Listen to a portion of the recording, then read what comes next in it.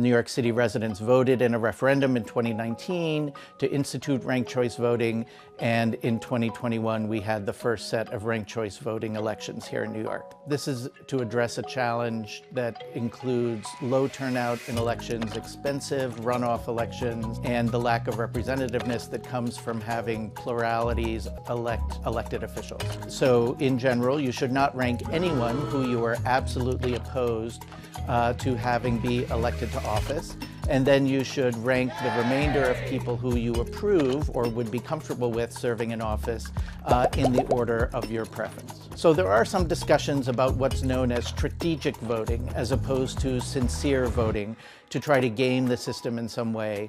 The conditions under which strategic voting can actually work are very rare, and so our general recommendation is people should just mark their sincere voting preferences. When you go into vote, you're going to see a ballot that looks a little bit like this. In place of the mayoral candidates, we've put the names of the different NYU dorms here.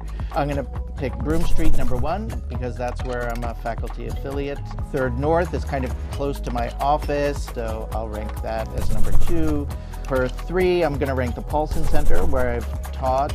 And then 4th, I'm going to rank as Rubin Hall, where I've also been a faculty affiliate. So you'll notice I didn't vote for any of these candidates more than once. And I have decided that I'm not going to vote for rank order 5 because there's only 4 dorms that I really like. You do not have to fill all the slots. You can put in just one person's name if you would like. You can fill in anywhere up to 5 that are available. If I wanted to, there's also a write-in space, and I could write in the name of a different dorm. Let's say no one else at NYU except for me likes Broome Hall, and so Broome Hall receives the fewest number of first-round votes, and no dorm receives a majority of first-round votes.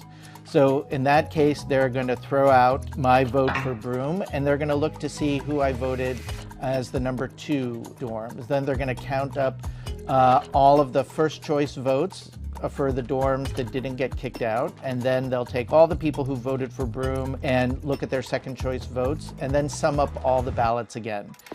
If there's someone who has a majority of votes, then the election's over.